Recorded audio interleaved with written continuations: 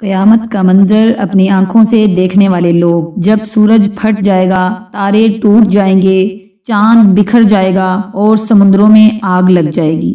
جی ناظرین، السلام علیکم۔ آپ اس وقت موجود ہیں داستان چینل پر۔ ہماری آج کی ویڈیو ہے ان ہستیوں کے بارے میں جو قیامت کا ہولناک منظر اپنی آنکھوں سے دیکھیں گے۔ ناظرین، دنیا کے لوگوں میں سے بدقسمت ترین وہ لوگ ہوں گے جو قیامت کا منظر خود اپنی آنکھوں سے دیکھیں گے۔ اس روز یعنی قیامت کے دن سب سے پہلے ایک دم ایک خوفناک آواز آئے گی جس کے خوف سے سب لوگ سب کچھ بھول جائیں گے۔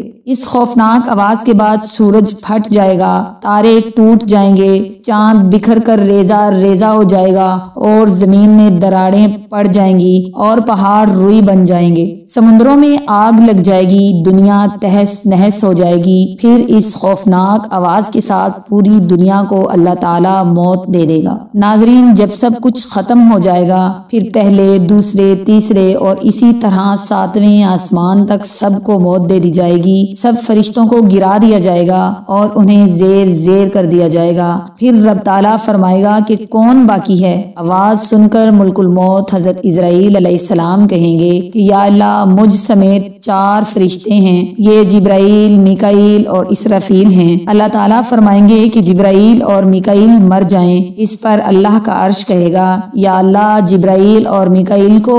تو اس وقت اللہ تعالیٰ فرمائے گا کہ خاموش، میرے عرش کے نیچے موت ہی موت ہے۔ پھر دوبارہ اللہ تعالیٰ فرمائے گا کہ کون باقی ہے؟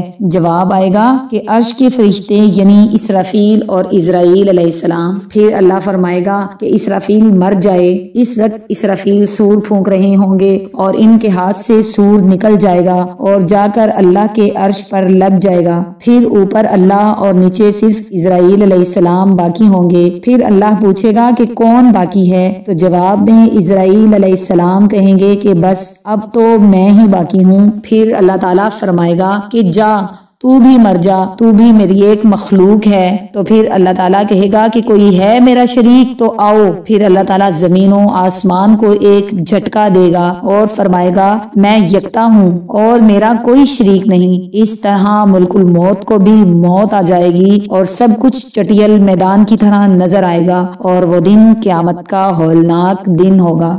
ناظرین، اللہ تبارک تعالیٰ سے دعا ہے کہ اللہ ہم سب کو ایمان والی زندگی اور ایمان والی موت عطا فرمائے۔ اللہ تعالیٰ ہم سب کو قیامت کی تیاری کرنے کی توفیق عطا فرمائے۔ ہم سب کا حامی و ناصر اللہ تعالیٰ ہو، آمین یا رب العالمین۔